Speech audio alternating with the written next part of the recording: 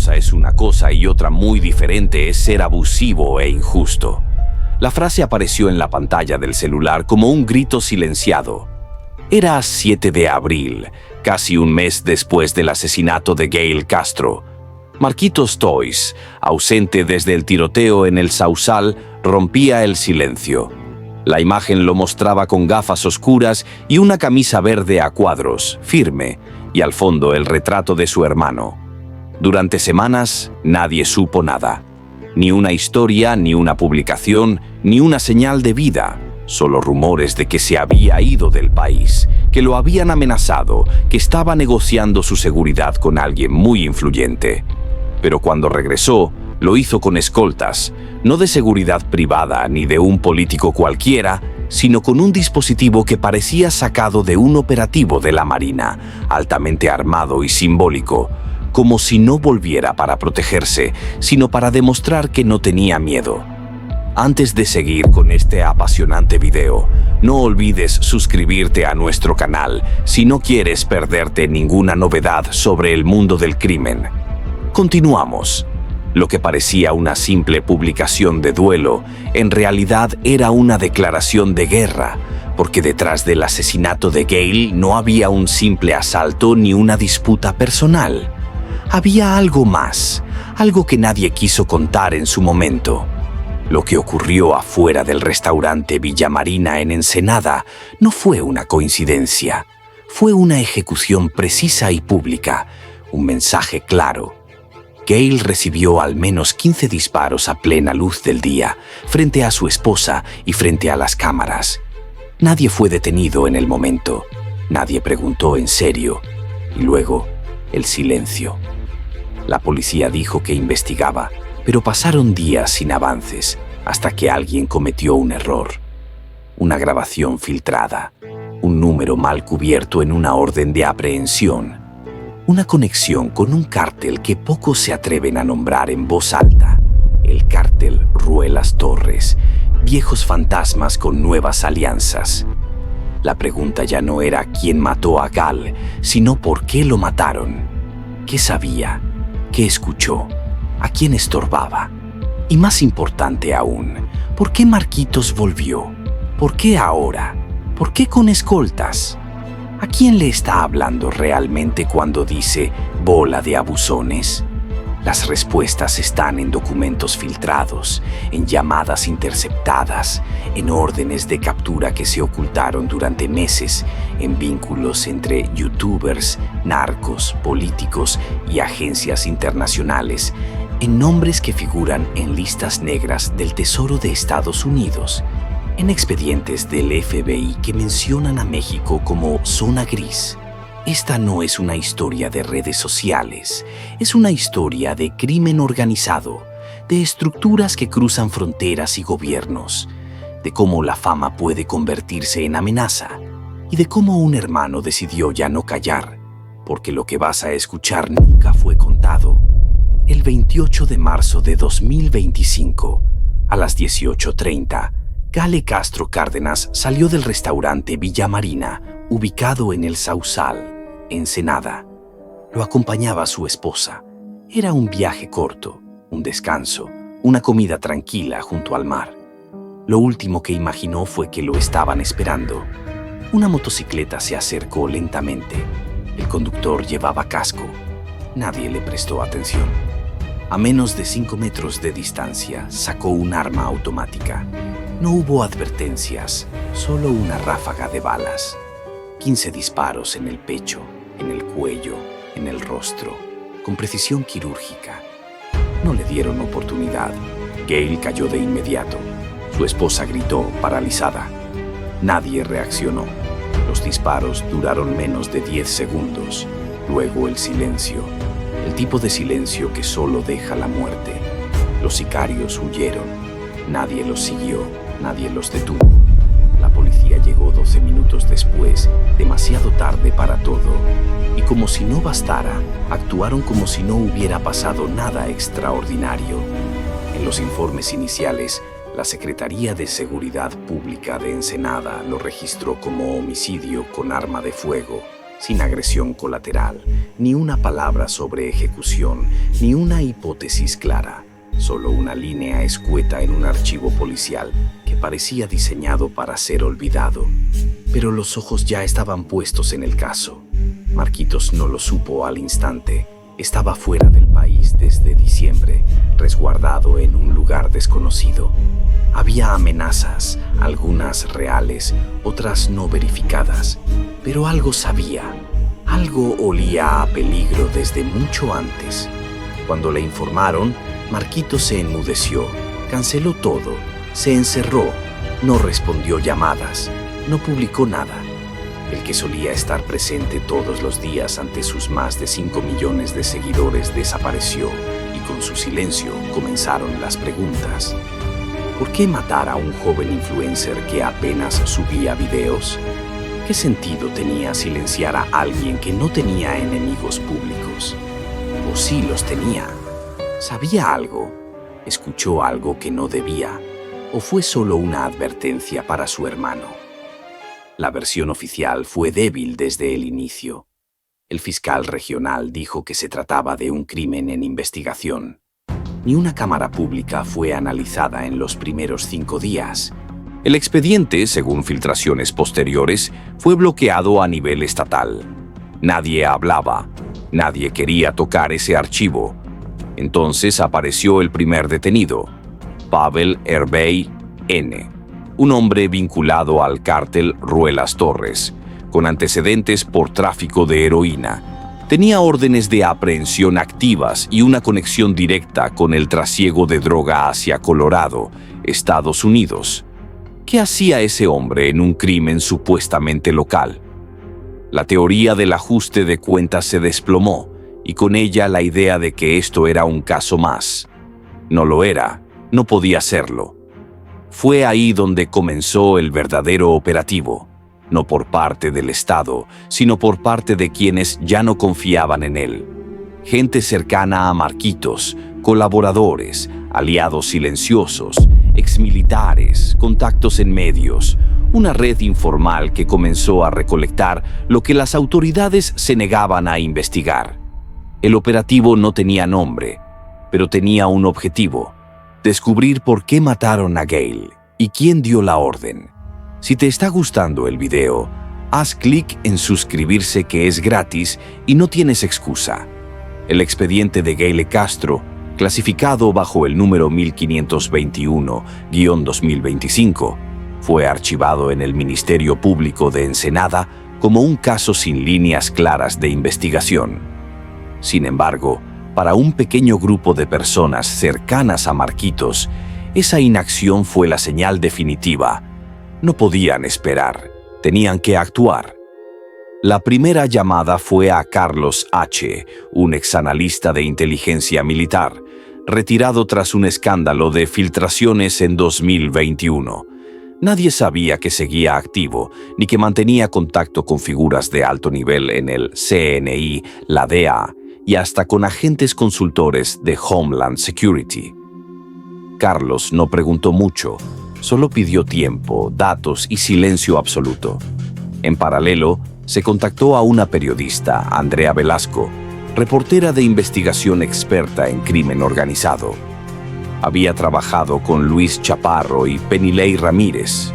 Fue ella quien recibió las primeras imágenes inéditas del atentado. Cámaras privadas, nunca solicitadas por la policía, obtenidas por contactos en seguridad que aún creían en la verdad. En esos videos se ve al motociclista hablando por radio segundos antes del ataque. Hay un código: Reyes 42 confirmado, Rojas en mesa, luz verde. Andrea lo cruzó con datos de un agente infiltrado en Sonora y confirmó que ese código era utilizado en operaciones de ejecución por el cártel Jalisco Nueva Generación. La ejecución no fue local, fue ordenada. Pero el hallazgo más inquietante no fue el audio, fue una placa olvidada en una camioneta. Andrea la rastreó hasta un vehículo blindado registrado a nombre de una empresa fachada, Translogística del Pacífico SCI, una empresa que, según el SAT, tenía contratos con el gobierno de Nayarit y transferencias por más de 73 millones de pesos en los últimos 18 meses. Esa empresa estaba vinculada a un personaje conocido por muchos, temido por otros: José Luis Tizoc, exdelegado de programas sociales, removido en 2023 por corrupción y desde entonces desaparecido del ojo público. Había sido señalado en 2022 por lavado de dinero a través de empresas de transporte. Cuando compartieron esa información con un abogado que alguna vez representó a los Toys, les advirtió con claridad: están tocando intereses más grandes de lo que creen. Esto no fue por Gale, fue por lo que representa. Y entonces comenzaron las represalias. Un día después, Andrea recibió amenazas anónimas, un sobre con una bala. Carlos notó que lo seguían en 2 ocasiones distintas. La familia de Marquitos fue advertida de que detuvieran todo. El mismo Marquitos recibió un mensaje cifrado en Telegram con un solo emoji: una calavera. Pero ya era tarde. La investigación había salido del control de sus iniciadores. Avanzaba por canales que no podían ser detenidos. Contactos en la DEA compartieron datos que habían sido congelados por presión política: nombres, direcciones, cuentas bancarias. La red conectaba a Gale con una estructura logística contaminada: transporte, distribución, lavado y, lo más peligroso, protección institucional. Gale no era el objetivo, era la grieta, y esa grieta estaba dejando ver un sistema mucho más podrido de lo que nadie se atrevía a imaginar. Todo cambió con un disco duro. Era pequeño, negro, sin etiquetas. Lo entregó un contacto anónimo en la Ciudad de México, en una cafetería cerca del metro Etiopía. No me llames, no preguntes, solo mira el archivo que se llama Contrato Azucena 23, dijo el hombre antes de desaparecer entre la multitud. Andrea y Carlos lo analizaron en una laptop sin conexión a internet. Era un archivo de video. Dentro, un documento escaneado con sellos oficiales. Un contrato entre Translogística del Pacífico, CADCV, y la Secretaría de Infraestructura, fechado en enero de 2023, por un monto de 42 millones de pesos, con el objeto de movilización de insumos estratégicos para zonas rurales en Sinaloa. Hasta ahí parecía burocracia, pero el contrato estaba firmado por un funcionario activo del gobierno federal y avalado por una estructura interinstitucional que incluía a 2 miembros del ejército y un representante del SAT. Lo más grave: en el pie de página del archivo aparecía un comentario invisible, solo visible al inspeccionar el archivo con herramientas forenses. Entregas supervisadas por GCC, confirmadas en base al desengaño. Gale Castro Cárdenas. Había registros que mostraban que Gale, en efecto, había viajado a esa base en diciembre, oficialmente por un proyecto social audiovisual, pero en realidad estaba documentando los movimientos de una red de distribución camuflada como ayuda humanitaria. Los camiones llevaban víveres y algo más. Carlos pidió a un contacto en el norte que confirmara la ubicación. El desengaño: Durango, uno de los corredores más antiguos usados por el cártel de los Beltrán Leiva en la década de 2000, ahora disputado entre remanentes y nuevas células del CJNG. El informe paralelo del CNI, entregado en 2024 a instancias federales, mencionaba a esa zona como punto de actividad sospechosa con cobertura oficial. Pero no era solo eso. En el disco duro había una carpeta oculta. Al abrirla, encontraron 6 grabaciones de voz de Gale. En una de ellas, se le escucha susurrar desde lo que parece un baño portátil: los están cargando, vi los paquetes, no son alimentos y todos fingen no ver esto. No es ayuda, es otra cosa. Estoy grabando todo. Si me pasa algo, ya saben. Gale no solo había visto, había grabado, había almacenado, y lo que tenía ponía en riesgo a demasiados. El archivo contenía además un conjunto de capturas de pantalla de una conversación entre un operador logístico y un supervisor de campo. En ellas se discutía cómo aprovechar la protección del gobierno para mover el paquete antes del 15. Se mencionaban lugares: Mazatlán, Culiacán, Tepic. Se hablaba de cantidades, pero sobre todo se hablaba de miedo. El operador advertía: el muchacho ese ya preguntó de más, tiene cara de... pero graba todo. Si se entera, el jefe nos va a mandar a callarlo. Y así fue. Ese fue el momento exacto en que la investigación dejó de ser una reconstrucción y se convirtió en una amenaza real. El disco fue duplicado y guardado en 2 ubicaciones distintas. Carlos envió una copia cifrada a un servidor en Islandia. Andrea preparó un especial para publicar en cuanto cayera el primer cuerpo. Mas con esa evidencia, los días de silencio se habían terminado. El impacto del disco duro no se limitó a los pasillos del equipo de investigación. En menos de 72 horas llegó a oídos de alguien que no debía enterarse tan pronto. El subsecretario de Gobernación, Mario A. Cedillo, exmilitar, exfuncionario de la Marina y actual operador político del gobierno federal en el norte del país. Cedillo solicitó una reunión de emergencia con la secretaria de Seguridad. Le entregó un resumen ejecutivo, fragmentos del contrato, extractos de las grabaciones de Gale y una advertencia en voz baja. Esto puede reventar Sinaloa y Durango a nivel nacional. Si esto se filtra, la narrativa oficial se muere. En privado se ordenó una auditoría a la empresa Translogística del Pacífico. En público, nada, silencio absoluto. Pero en las siguientes horas, algo cambió. 2 funcionarios que aparecían como firmantes del contrato renunciaron sin explicación. Uno voló a Guatemala, el otro fue visto por última vez en Cancún. No volvieron a aparecer. La presión institucional comenzó a aumentar. Carlos recibió un correo interno desde la cuenta cifrada de un excompañero en la Sedena. El mensaje era claro: tu nombre apareció en un informe de riesgo, te están rastreando.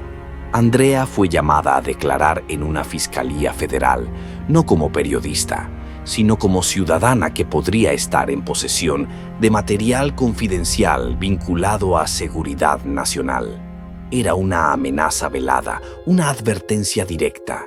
Si hablaban, serían tratados como enemigos del Estado. Mientras tanto, algo aún más inquietante ocurrió. 2 periodistas independientes que habían compartido fragmentos de la investigación en redes fueron silenciados. Uno fue detenido por posesión de contenido ilícito, el otro desapareció en la carretera Tepic-Mazatlán. No hubo reportes, no hubo cobertura.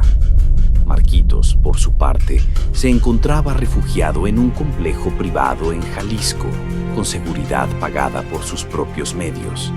No confiaba en nadie, ni en el ejército, ni en la Guardia Nacional, ni en las fiscalías, solo en su gente, en los Toys, en su hermano Kevin y en su propia voz. Fue entonces cuando cometió un acto que cambiaría todo. Subió una historia en Instagram. El video duró 24 segundos.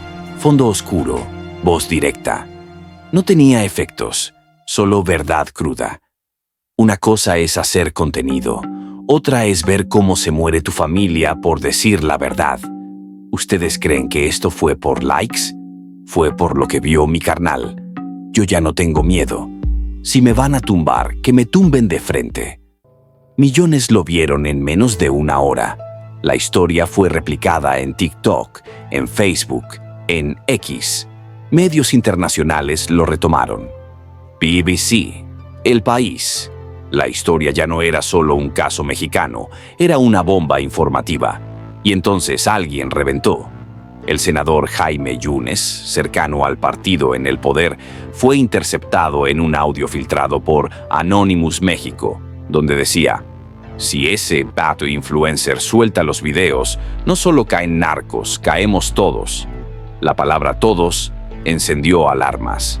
La narrativa institucional se rompió. Ya no había marcha atrás. El caso dejó de ser mexicano cuando llegó a Colorado.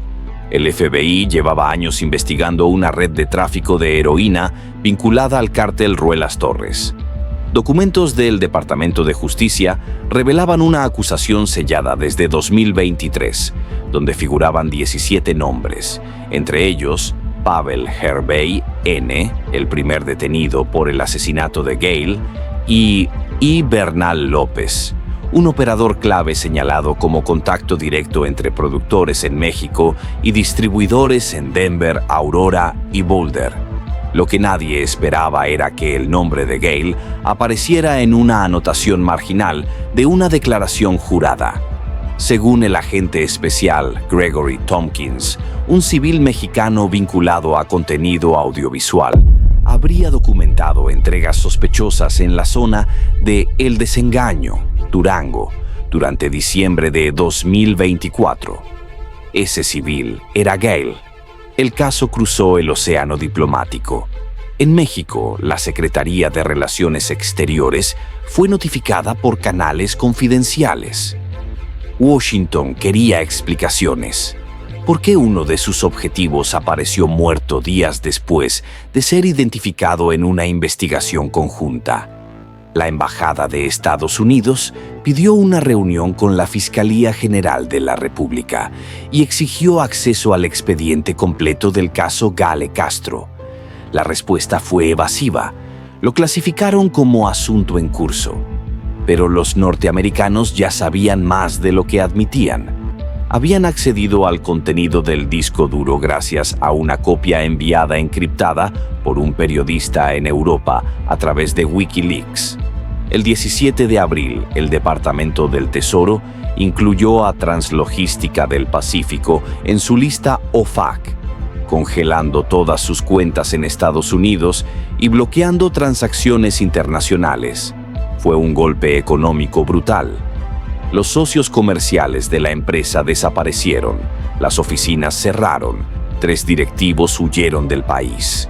Una red de empresas espejo en Panamá y Belice comenzó a ser desmantelada por la Interpol. La narrativa oficial se vino abajo, pero lo más inquietante fue lo que reveló un informe conjunto entre la DEA y la UIF mexicana. Al menos 7 contratos con Translogística habían sido aprobados por intermediarios financieros asociados a campañas políticas en el norte del país, nombres que aparecían en listas de financiamiento electoral y que ahora figuraban en reportes de actividades sospechosas, entre ellos 2 exgobernadores y un senador activo.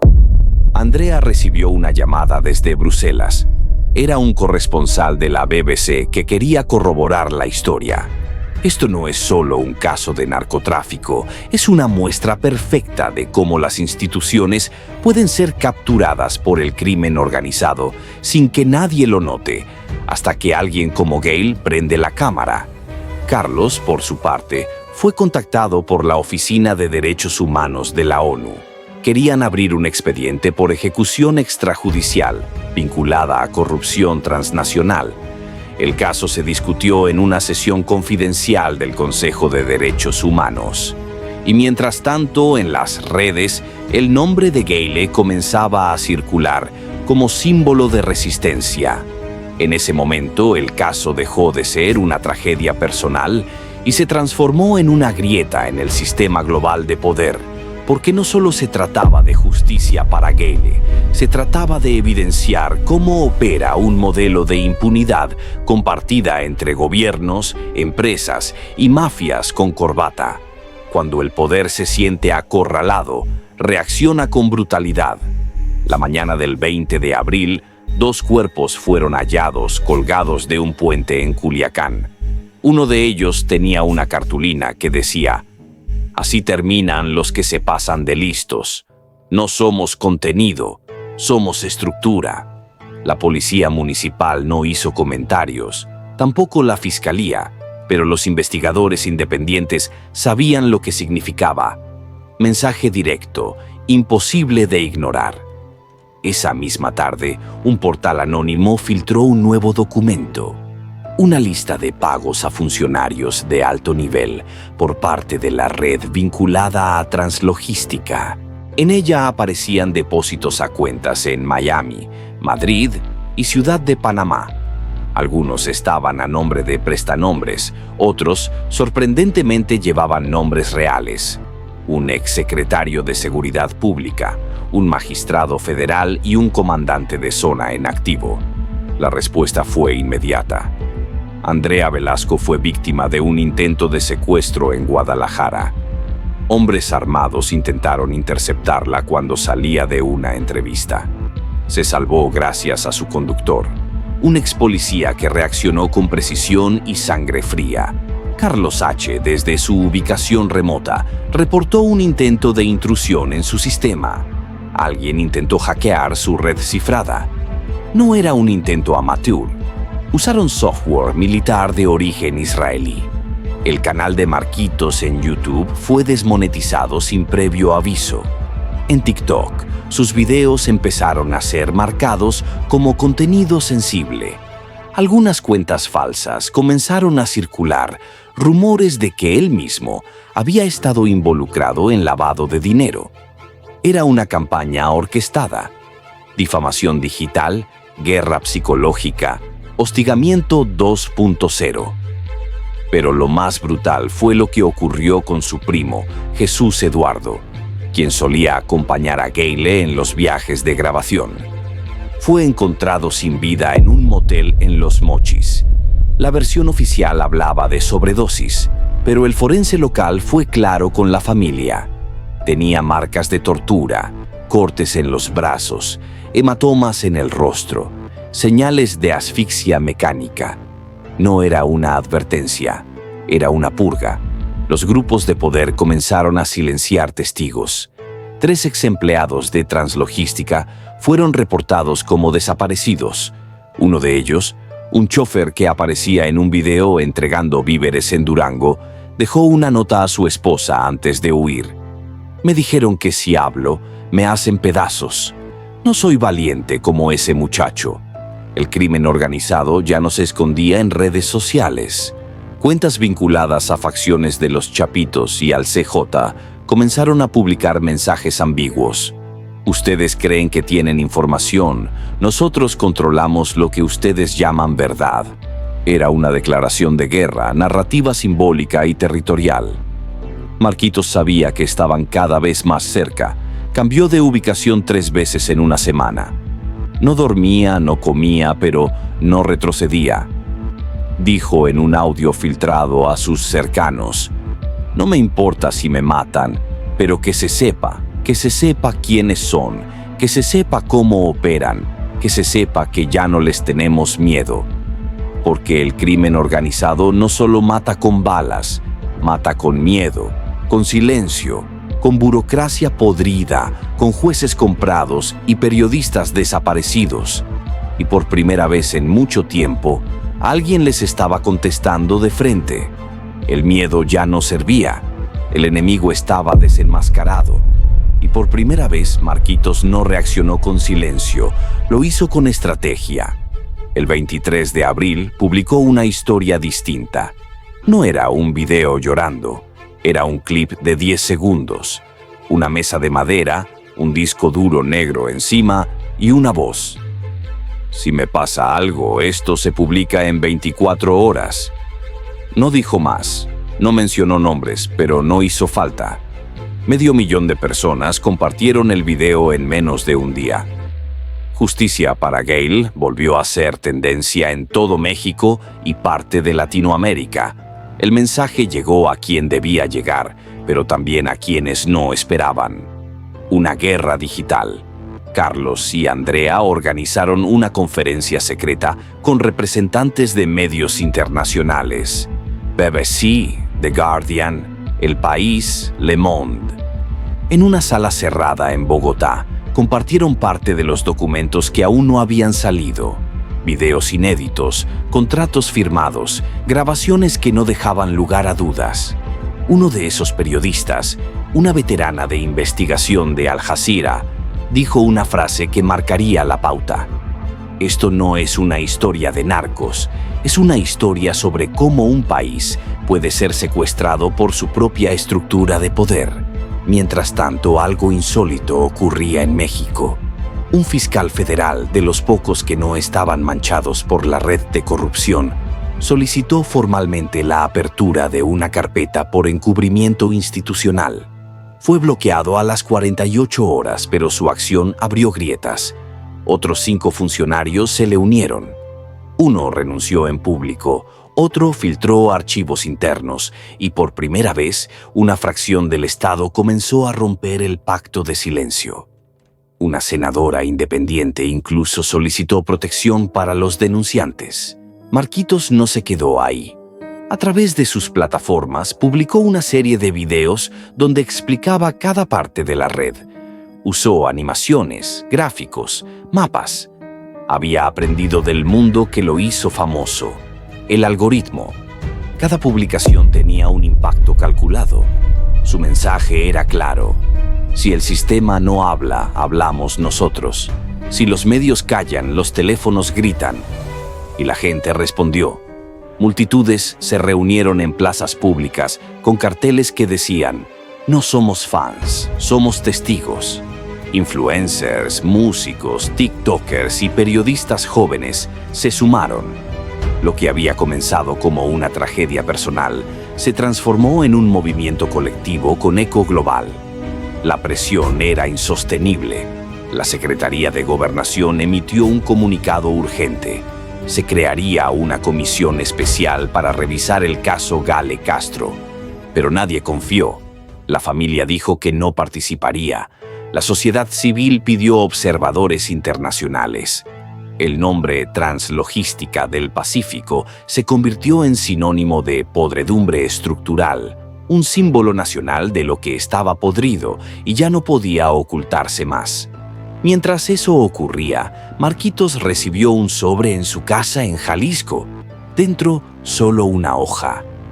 Lo que iniciaste no lo puedes detener, pero puedes elegir cómo termina. No estaba firmada, pero estaba claro.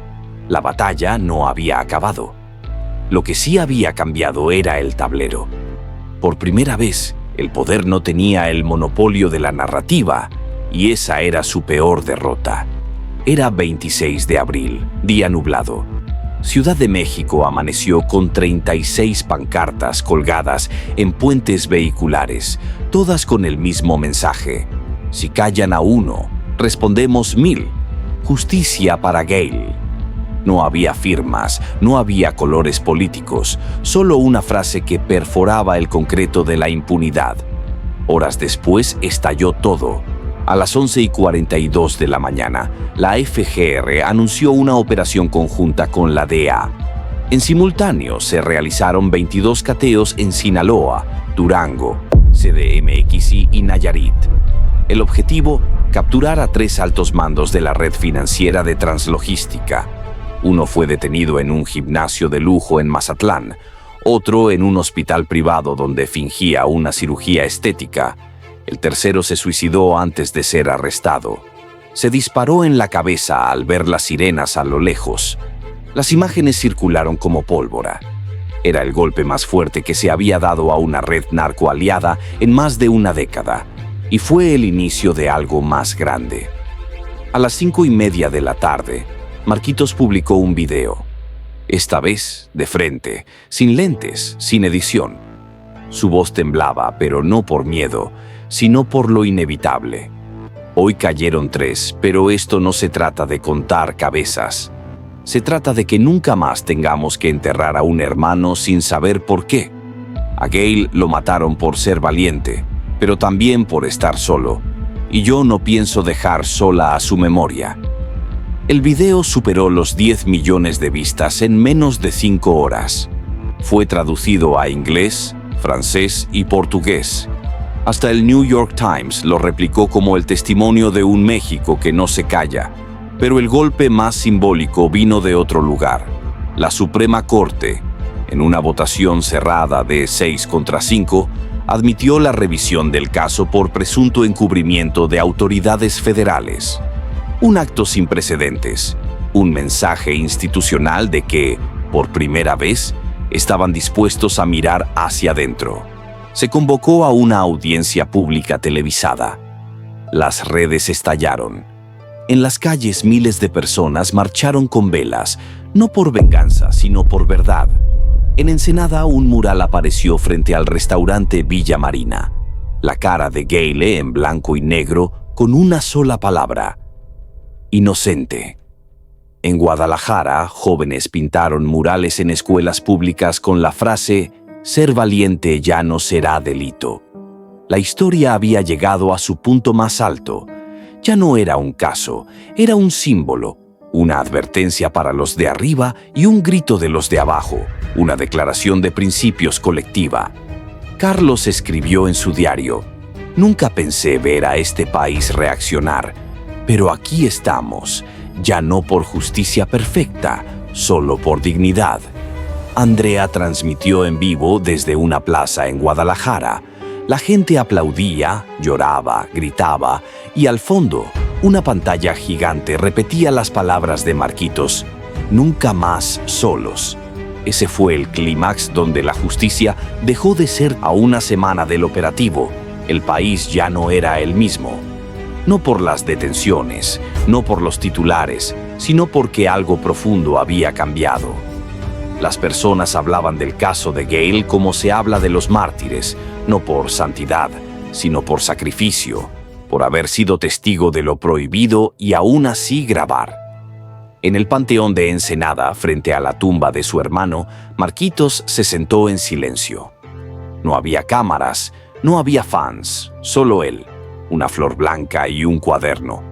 Lo abrió y escribió solo una frase: «Lo intenté, carnal». Después alzó la mirada, no dijo nada, pero entendió que lo que empezó como una tragedia familiar se convirtió en una ruptura generacional. Porque a diferencia de otros crímenes silenciados, este no desapareció, este gritó.